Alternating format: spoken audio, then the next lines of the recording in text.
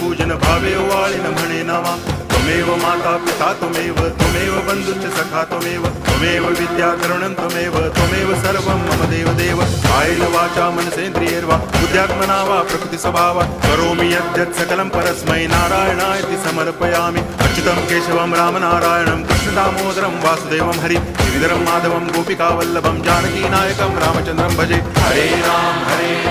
Ram Ram